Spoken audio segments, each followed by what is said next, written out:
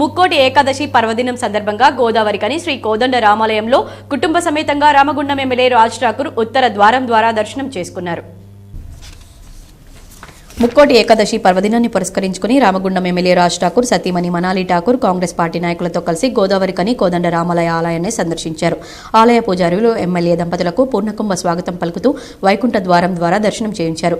MLA దంపతులు స్వామివారిని దర్శించుకుని ప్రత్యేక పూజలు నిర్వహించారు.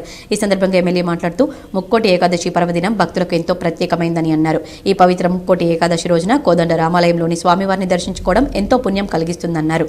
రామగుండం ప్రజలంతా సుఖ సంతోషాలతో ఆరోగ్యాలతో జీవించాలని స్వామివారిని వేడుకున్నామని తెలిపారు. ప్రసిద్ధిగాంచిన రామాలయం గోదావరికని రామాలయంలో ముక్కోటి ఏకాదశి సందర్భంగా పొద్దున్న ఈరోజు పెద్ద ఎత్తున ప్రజలందరూ రామ మందిరం రావడం జరిగింది. ఈరో గారు పూజారులు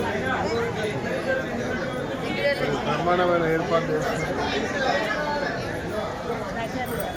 ఏకాదశి ముక్కోటి ఏకాదశి సందర్భంగా ప్రతి ఒక్కరికి కూడా ఆ దేవదేవుడు శ్రీరామచంద్రుడు అందరికీ వారు కోరుకున్న కోరికల్లో మంచి ఆరోగ్యంతో పాటు ఈ ప్రాంత అభివృద్ధికి సుఖ సంతోషాలతో ఉండాలని మనస్ఫూర్తిగా కోరుకుంటున్నాను.